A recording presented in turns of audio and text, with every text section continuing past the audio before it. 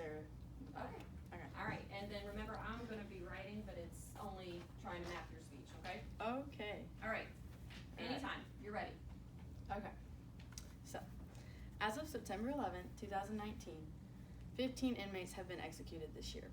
14 were killed by lethal injection, and 1 was electrocuted. This leads us to the capital punishment debate. This controversy has been around since the ancient laws of China.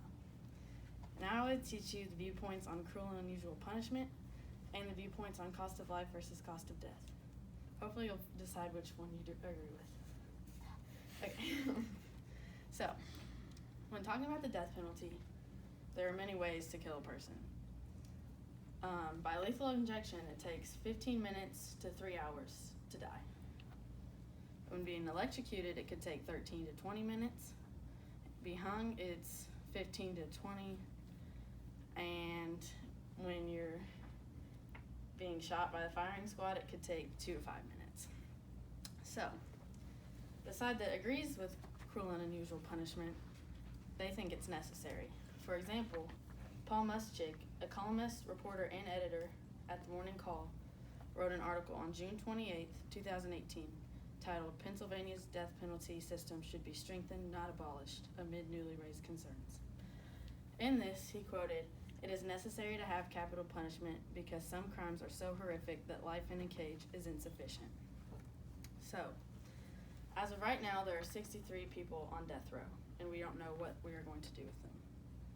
This side also believes in the Eighth Amendment, which imposes bail on cruel and unusual punishment.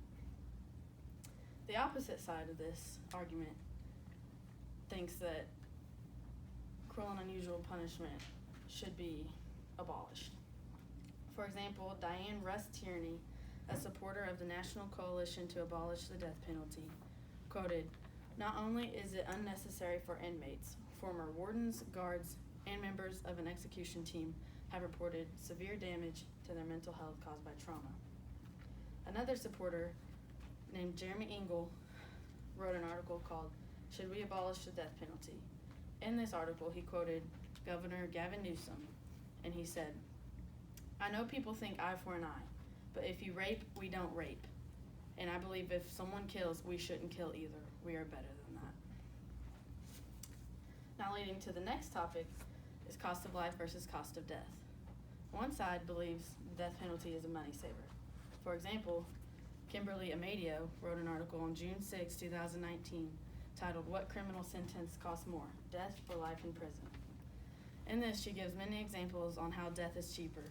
For example, she states that the drug used in lethal injection costs $83.55 a dose, whereas to keep someone in prison, it costs $56,000 a year per inmate.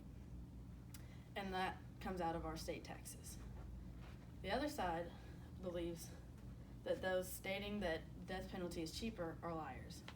For example, Richard C. Dieter, a former director of the Death Penalty Information Center, gave a speech on March 13, 2013.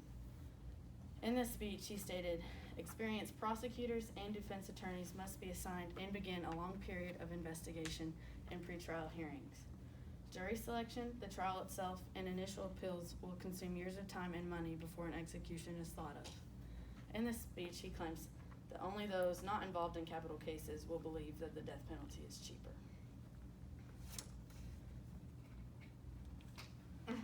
So, in conclusion, these topics are just two of many. I informed you on the cruel and unusual punishment and the cost of life versus cost of death. One side believes that the death penalty punishment is too cruel, and one side believes it should be strengthened. And on the cost of death, or cost of life versus cost of death, one side believes that to put a person in prison for life is cheaper, and to kill him. One side believes to kill him is cheaper. You may believe punishment is too cruel, or you may believe it is necessary. So, do you believe death penalty should be strengthened or abolished? Thank you. Do you have any questions?